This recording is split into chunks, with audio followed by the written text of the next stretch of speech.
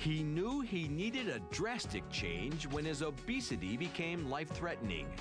The doctor told me, if you don't lose some weight, by the time you're 40, you're really looking at a heart attack. Then I really started to realize, wow, like, you know, this could be like really serious. I need to like lose some weight. Patrick decided gastric bypass surgery was his best option. The procedure permanently reduced the size of his stomach and forced him to change his eating habits. But beneath his clothes, Patrick is hiding an ugly secret.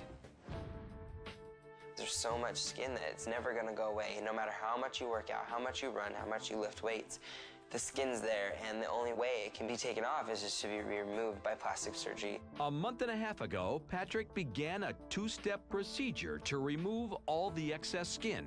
First, he had a lower body tuck. They basically cut me all the way around and pulled everything from my waist down up and everything from my waist up down, and they made it all tight, took off all the excess skin. Now he's eager to continue with his chest and thighs.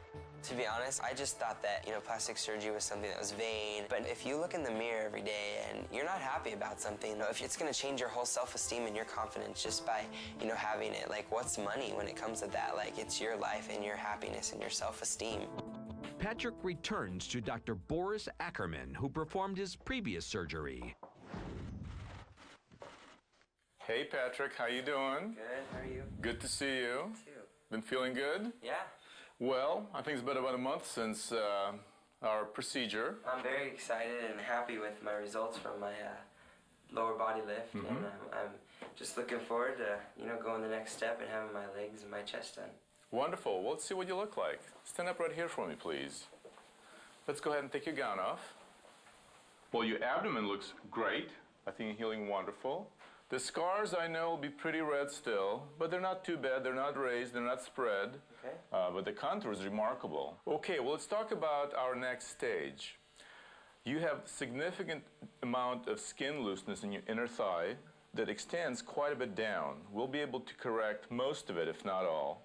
You still have a bit of excess skin around your knees. We'll be able to thin that down with liposuction procedure.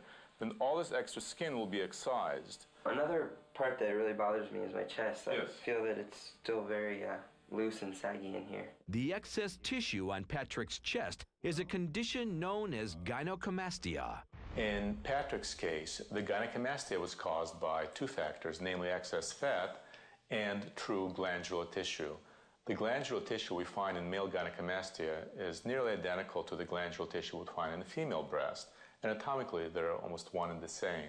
Here, the approach would be to do liposuction in this area, and then through tiny little incision below your areola, below the pigmented part, I will go in and excise the firm glandular tissue that you have right now, and that will significantly improve the contour of your chest. I'm definitely excited to have this done.